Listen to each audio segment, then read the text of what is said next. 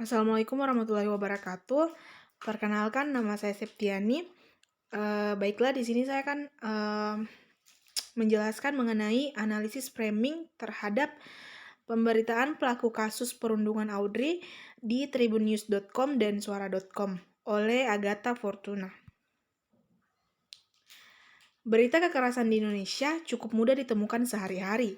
Pada awal bulan April 2019, sebuah topik berita kekerasan merajai berbagai konten media berita dan media sosial di Indonesia. Berita tersebut adalah berita kekerasan yang dialami oleh Audrey, seorang siswi SMP di Pontianak, Kalimantan Barat. Kekerasan berupa perundungan yang dialami oleh Audrey menjadi terkenal dengan berbagai narasi yang dikembangkan oleh beberapa akun Twitter seperti @syarifah_melinda dan Ziana Fazura. Nah, narasi yang menceritakan perundungan yang dilakukan oleh 12 siswi SMA ini kepada Audrey secara brutal menyita perhatian dan menjadi dorongan sosial untuk menyuarakan keadilan bagi Audrey. Audrey diceritakan mengalami penderitaan fisik dan mental, terlebih lagi organ sensitifnya menjadi salah satu sasaran kekerasan yang dilakukan oleh 12 siswi tersebut. Sejak dibuat pada tanggal 9 April 2019, petisi yang berjudul Polda Kalbar segera berikan keadilan untuk Audrey dengan hashtag Justice for Audrey. Ini mendapatkan 2,3 juta tanda tangan dari warganet dalam kurun waktu sehari saja. Dari sekian banyak media berita yang memberitakan kasus perundungan Audrey, tribunnews.com dan suara.com memiliki keunikan yang menonjol. Di saat media lain sudah tidak lagi melakukan peliputan terhadap kasus ini, tribunnews.com tetap konsisten mengikuti perkembangan kasus Audrey hingga pada bulan Oktober 2019. Di sini, penelitian ini menggunakan paradigma kualitatif, yaitu memandang manusia memiliki hidup dinamis, memiliki kesadaran, dan memiliki tujuan. Peneliti melakukan penafsiran terhadap berita-berita kasus perundungan Audrey dari tribunnews.com dan suara.com untuk menemukan narasi bingkai apa yang dikembangkan oleh mereka. Penelitian ini menggunakan data primer dokumentasi yang didapat dari portal berita tribunnews.com dan suara.com. Sementara itu, data sekunder didapatkan dari studi kepustakaan yang mengambil informasi yang relevan dari berbagai buku, jurnal, dan internet untuk menambah perspektif dalam menganalisis. Dari penyaringan tanggal, di sini mendapati 93 berita yang dipublikasikan tribunnews.com dan 70 berita yang dipublikasikan oleh suara.com dengan total 144 berita. Di bawah ini ada tabel yang menunjukkan berita pada bulan April. Di sini ada tanggal 9 April 2019, 10 April 2019, 11 April 2019, 12 April 2019, dan 13 April 2019. Total dari berita di tribunnews.com ada 79 dan suara.com ada 66 berita. Selanjutnya mengenai tribunnews.com. Di sini dalam menarasikan pemberitaannya, tribunnews.com menggunakan bahasa yang mengundang emosi pembaca untuk bersimpati kepada Audrey dan amarah untuk para pelaku. Narasi yang dipakai ialah pengulangan kronologi Audrey dikeroyok serta organ sensitifnya yang juga menjadi sasaran kekerasan. Para pelaku juga dinarasikan tidak menyesal dan tampak bahagia, bebas di luar sementara Audrey menderita di rumah sakit. Narasi kekerasan kepada Audrey yang diceritakan sangat sadis.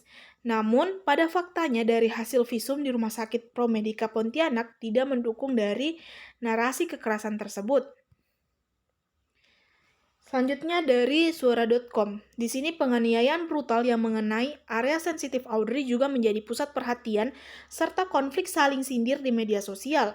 Kemudian titik terang dimulainya penganiayaan ini terbuka dengan adanya sudut pandang pelaku. Salah satu di antaranya mengaku menganiaya karena Audrey melecehkan nama baik almarhumah ibundanya yang pernah berutang di media sosial. Di sini terbuka bahwa Audrey tidak benar-benar bersih sebagai korban, tetapi dia juga melakukan provokasi di media sosial. Sudut pandang ini juga menunjukkan unsur emosi dari narasi suara.com terhadap kasus perundungan Audrey. Suara.com dalam membangun bingkai memberikan pandangan bahwa para pelaku adalah manusia yang perlu dipahami. Mereka dapat berbuat salah dan dapat juga berubah. Kekerasan yang terjadi tidak dapat diubah, tapi dengan pembinaan dan hukuman yang memandang humanisme, tentunya akan membuat para pelaku menjadi generasi masa depan yang lebih baik. Hal ini juga terlihat dari pandangan hukuman penjara yang dinilai kurang tepat dalam memutuskan rantai kekerasan. Namun, banyak cara lain yang dapat digunakan untuk memperlakukan para pelaku selayaknya anak yang memerlukan bantuan. Terakhir adalah kesimpulan. Di sini, tribunnews.com dan suara.com dalam pemberitaan kasus perundungan Audrey memberitakan nada atau ton positif kepada Audrey dan negatif kepada para pelaku perundungan. Setelah dianalisa dengan analisis framing, didapati bingkai yang berbeda disuarakan oleh kedua media berita ini, di mana Tribunnews.com memberikan bingkai kekerasan yang dilakukan oleh para pelaku dibalas dengan kekerasan seperti perundungan warganet, isu tidak benar, dan komentar-komentar negatif yang bertujuan dalam tanda kutip baik dengan artian memberi efek jera dan penyesalan dari para pelaku. Kekerasan kepada para pelaku seakan-akan dibenarkan sebagai bentuk pembelaan kepada Audrey. Hukum yang memberikan keadilan bagi Audrey tidak hanya sanksi sosial, tetapi butuh sanksi hukum berupa hukuman penjara. Sedangkan suara.com memberikan bingkai bahwa kekerasan dalam bentuk apapun dan dilakukan oleh siapapun itu tidak dibenarkan. Bingkai anti kekerasan ini dikembangkan dengan pandangan kedua belah pihak sejajar sebagai seorang anak yang butuh bimbingan, pendampingan, dan perlindungan.